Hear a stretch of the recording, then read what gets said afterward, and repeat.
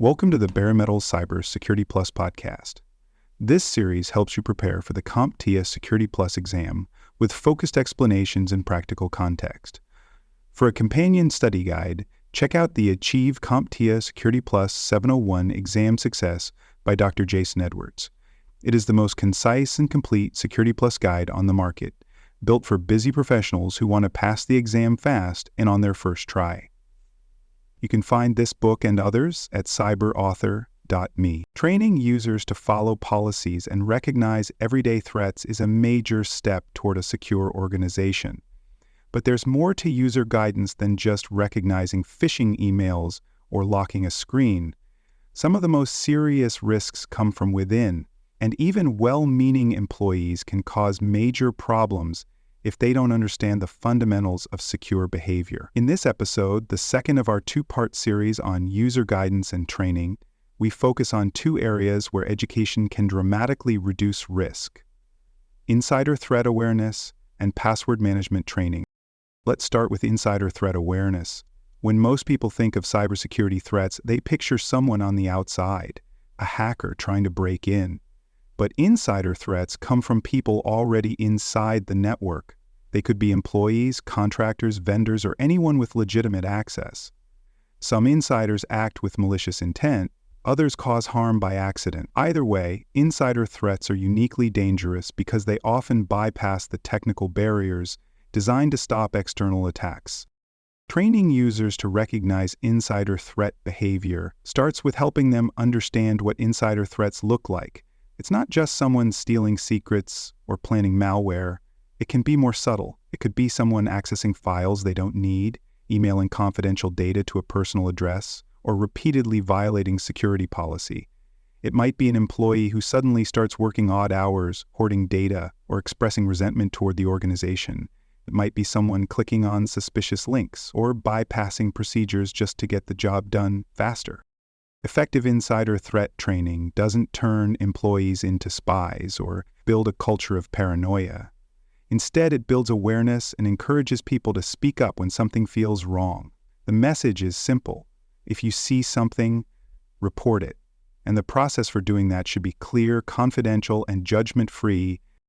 Let's walk through a real-world example. A network administrator begins accessing payroll records that aren't part of their daily responsibilities. A colleague notices this behavior and, remembering their insider threat training, alerts the security team.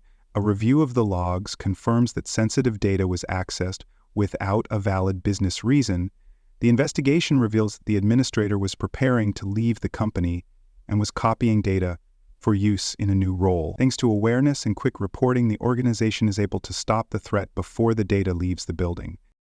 That kind of awareness comes from training. It doesn't happen on its own. Employees should be taught what behaviors are concerning, how to report them, and why insider threats matter. They should understand that even trusted users can cause harm, intentionally or not.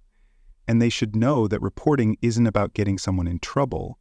It's about protecting the organization, the team, and the data. In addition to reporting, insider threat training should also emphasize responsible access practices. That means never sharing login credentials, never using someone else's badge, never granting access unless it's authorized, and never ignoring strange behavior just because someone has been around a long time. It's about shifting the mindset from, "That's not my problem," to, "I play a part in keeping us secure." Let's now turn to password management training. It might sound basic, but poor password practices are still one of the most common causes of breaches.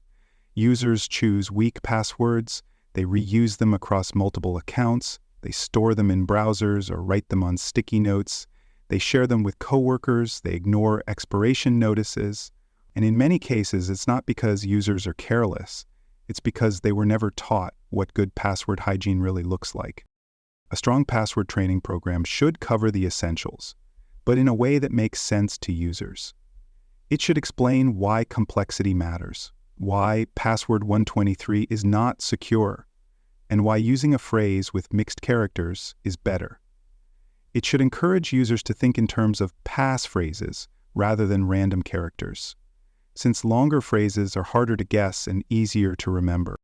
Training should also explain the danger of password reuse. When a breach occurs, attackers often try the exposed credentials across multiple services. If users are reusing passwords between their work accounts and personal accounts, one breach can lead to a chain reaction of access across systems. Let's go through an example.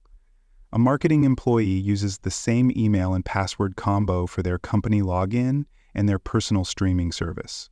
That streaming service is later breached, and the credentials are exposed online. A cybercriminal then tries those same credentials against the company's remote login portal, and it works. The result is unauthorized access to the corporate network, all because of reused credentials. This kind of scenario is entirely preventable with education. Users should be taught to use unique passwords for each account. They should also be encouraged to use password managers, secure tools that store and generate complex passwords. Instead of remembering a dozen different logins, users remember one strong master password, and the manager handles the rest.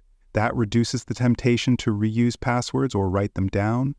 Password management training should also cover multi-factor authentication.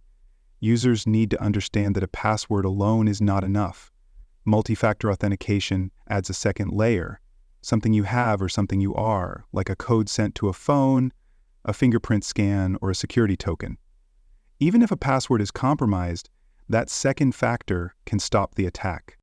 Finally, training should include practical tips. Avoid password hints that give too much away. Don't log into sensitive accounts on public Wi-Fi without a VPN.